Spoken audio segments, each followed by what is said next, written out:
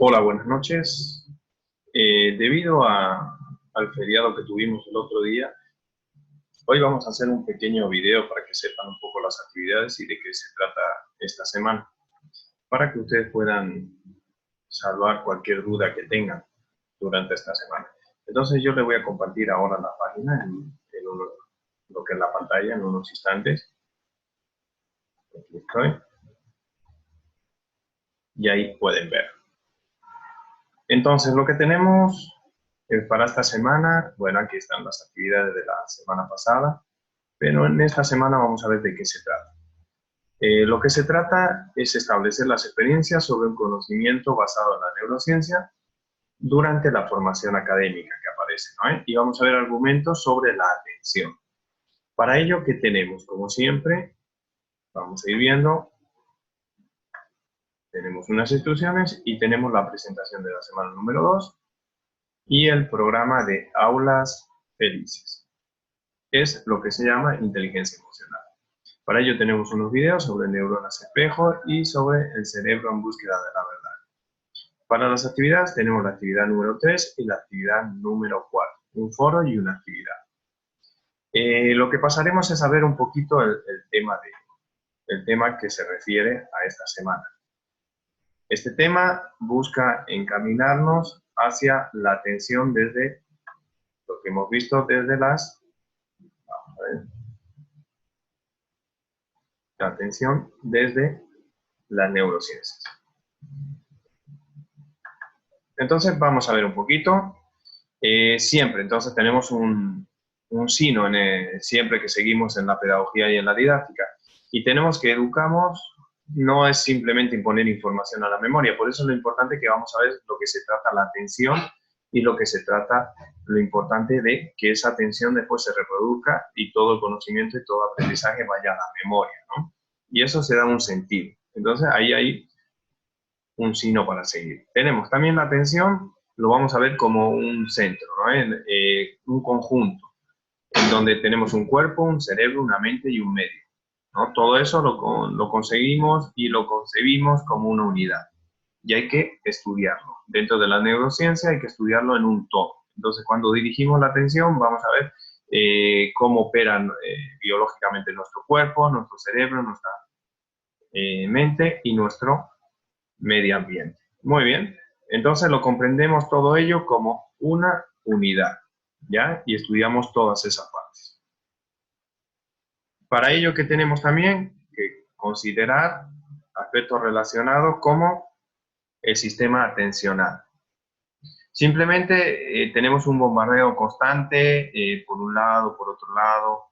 Cuando nosotros podemos ir a un supermercado, tenemos constante bombardeo de información, simplemente cuando nosotros queremos comprar un producto, como la leche, pero después acabamos comprando diversos productos.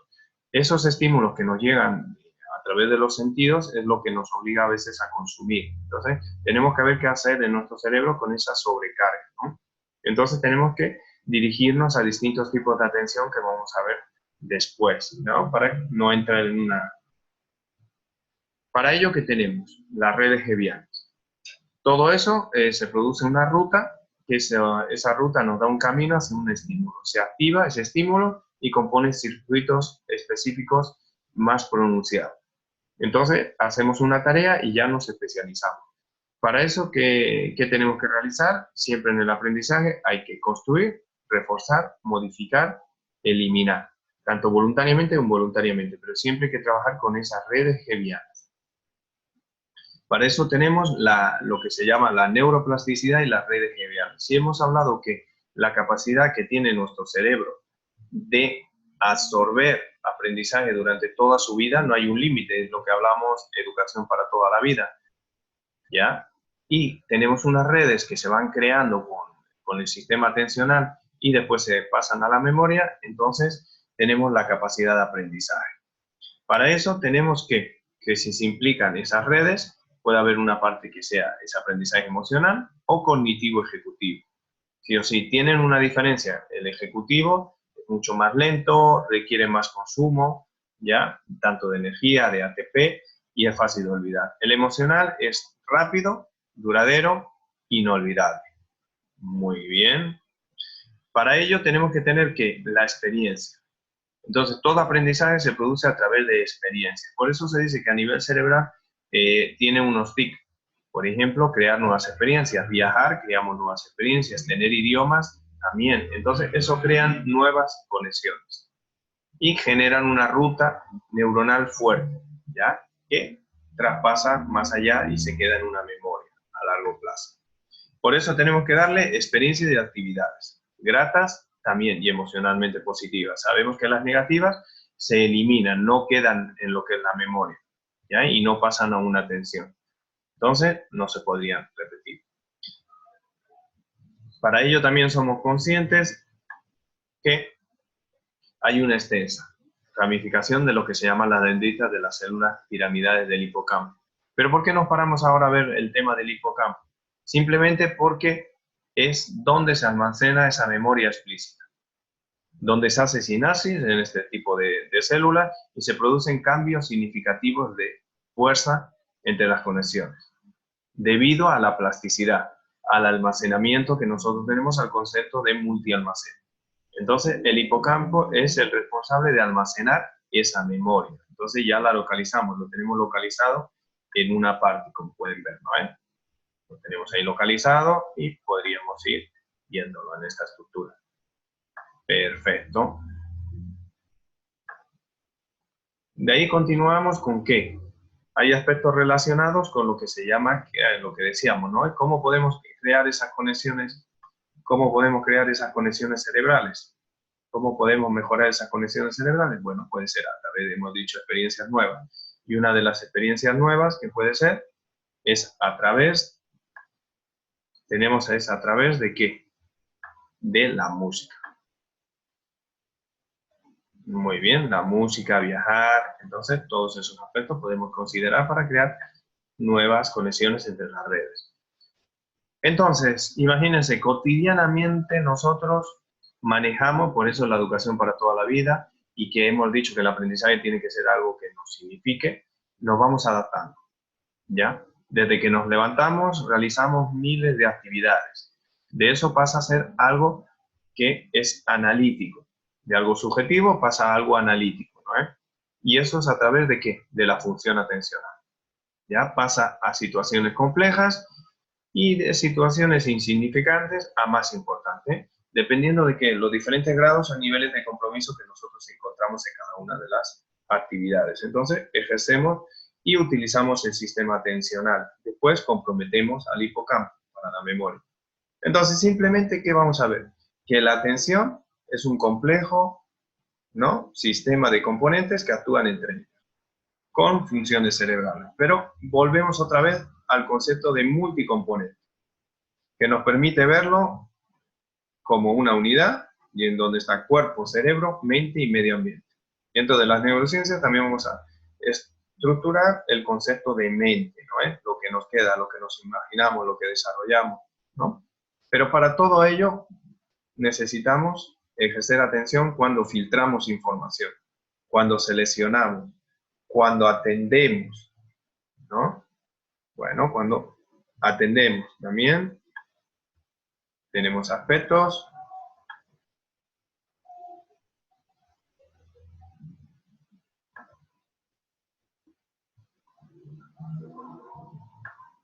bueno, vamos a ver si aquí, muy bien, tenemos cuando atendemos, cuando filtramos o cuando vemos distintos estímulos, ¿no?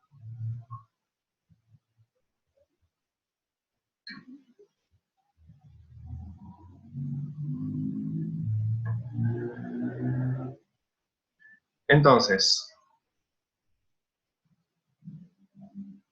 para eso tenemos que sostener y mantener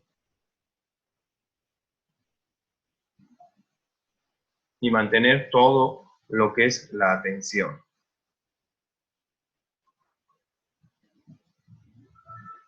Bueno, entonces para eso que consideramos que tenemos que modelar y hacer monitoreo de dichos estímulos. Muy bien.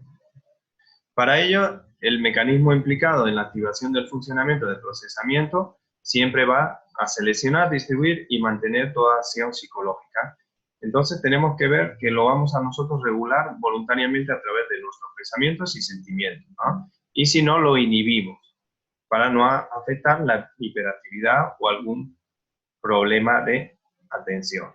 Bueno, entonces hay distintos test sobre la atención que podemos considerar y simplemente tener en consecuencia que la atención es la puerta del aprendizaje. No hay memoria si no se ha aprendido. Para ello, ¿qué tenemos? Al igual que la atención, tenemos la resolución de problemas. Para ello, se compromete la toma de decisiones y la motivación. ¿Ya? Ahí aparece.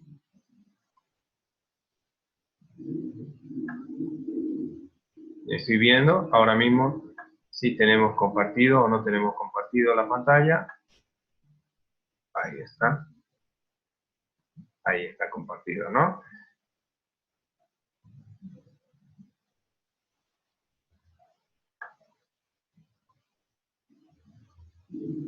Bueno, continuamos entonces.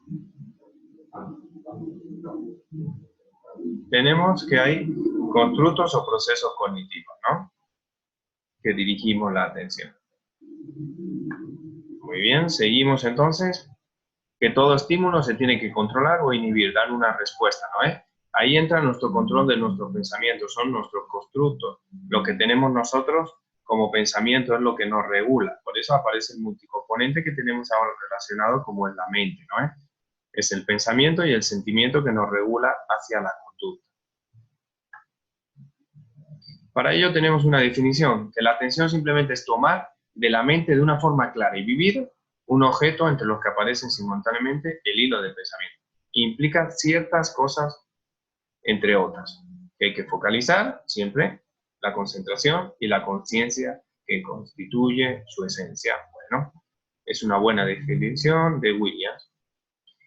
Hay diferentes test de atención, ¿no? Como pueden ver acá, son señales que nos vienen, ¿no? Que nos activan el funcionamiento de los procesos. No es normal que unos alumnos estén haciendo gimnasia o educación física en los pasillos de un lado a otro, ¿no? Entonces, se producen ciertos cambios del medio por medio de los sentidos, ¿no? Ahí nos llega. Como pueden ver aquí también, a través de los sentidos, una vaca que nos pregunta, ¿no? Entonces tenemos que ver esas acciones mentales, cómo las percibimos y cómo las reconocemos y cómo pasan a una función neurocognitiva, ¿no?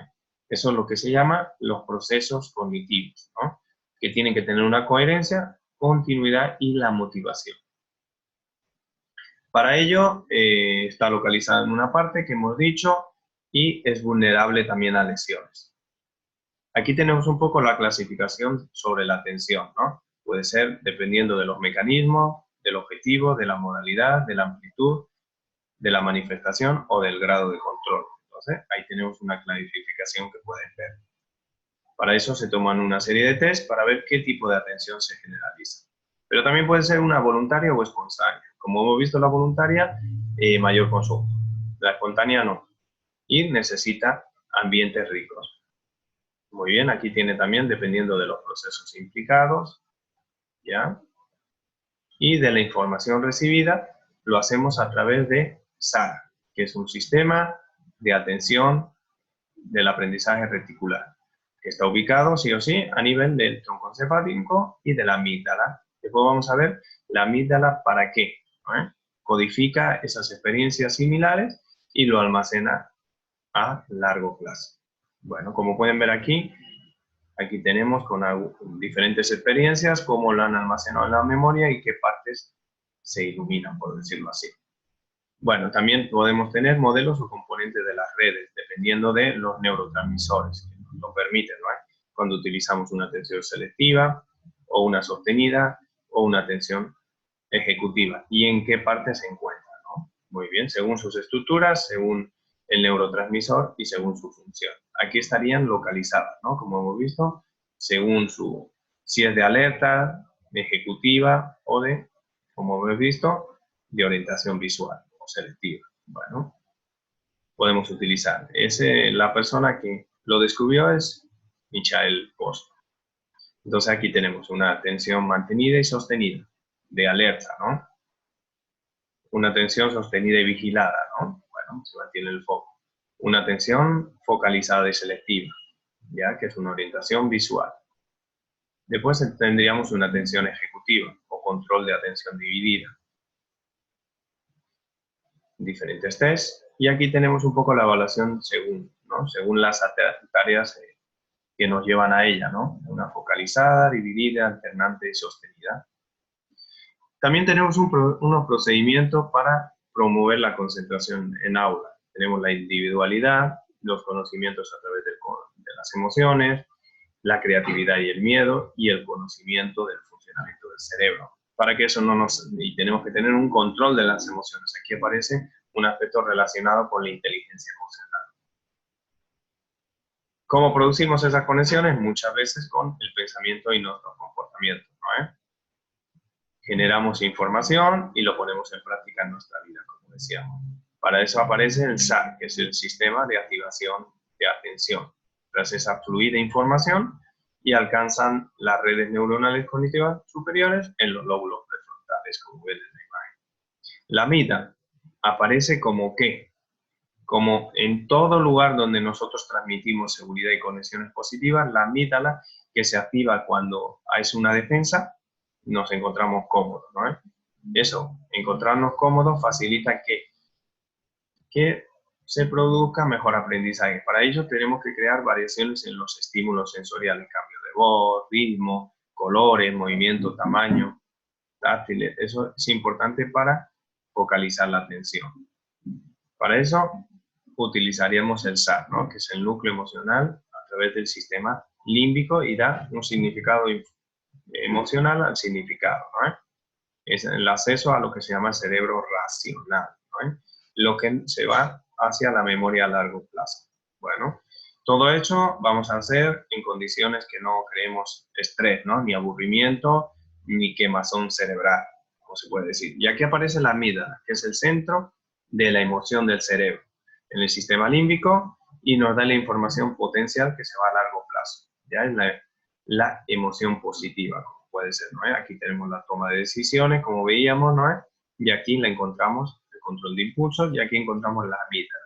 Es muy importante, porque si no se protegería, ¿no? Nos protegemos a algunos alumnos o a personas que vamos a transmitir el aprendizaje, parece que se están protegiendo.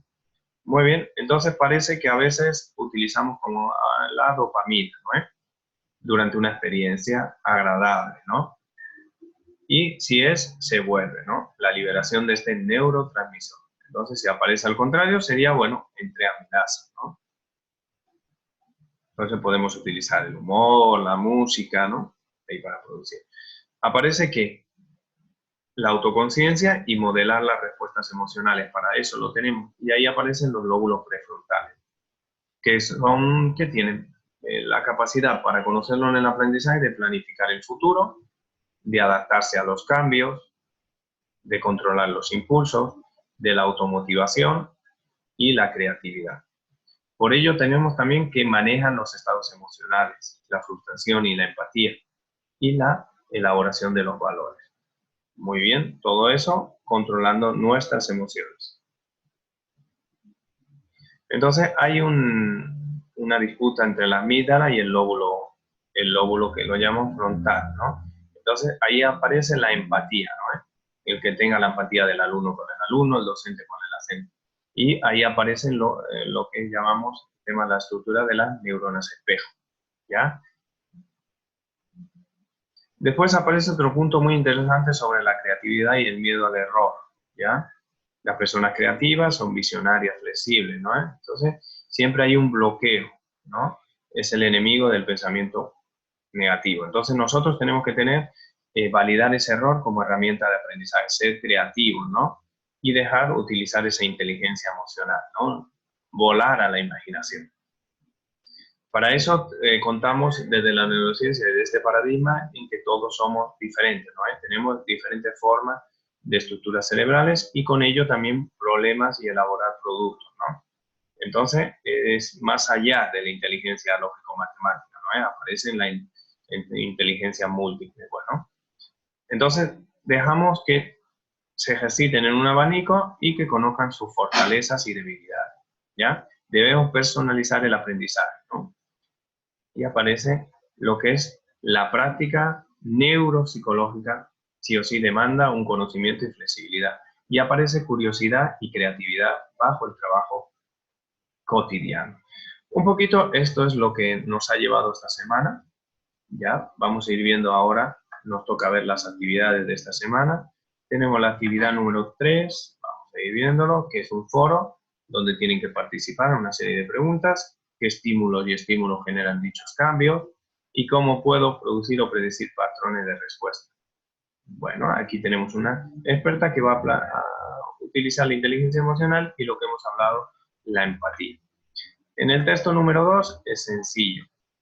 Van a tener que hacer un estudio comparativo del programa de Aulas Felices, que se les presento como inteligencia emocional. Es un programa que utiliza la atención en la educación y un programa de aprendizaje centrado en la atención que puede ser basado en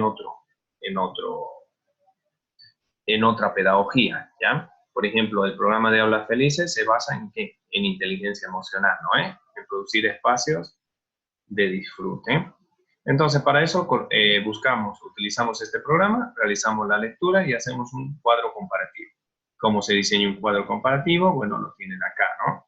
Los pasos a seguir serán, hacemos la lectura del texto 2 desde la página y ya conocemos de qué se trata este programa de pedagogía de Aulas Felices basado en la inteligencia emocional. Buscamos bibliográficamente otro relacionado que también trabaje con la atención. Hacemos ese cuadro comparativo y determinamos las conclusiones. Una vez que ya tenemos hecho el cuadro comparativo y establecen las conclusiones, creamos y utilizamos un libro virtual. Ese libro virtual van a tener que colocar el enlace del libro virtual. Aquí les coloco un video tutorial para elaborarlo. Entonces, simplemente de esto se trataría la actividad número 2. Comparar el programa de Aulas Felices que les he puesto yo en tela de juicio con otro programa centrado en la atención y ver y realizar ese cuadro. Sí o sí, no se olviden de poner el enlace del libro virtual. Bueno, muy agradecido y esperemos que la próxima sesión sea en directo y con todos ustedes. Un placer y hasta luego. Gracias.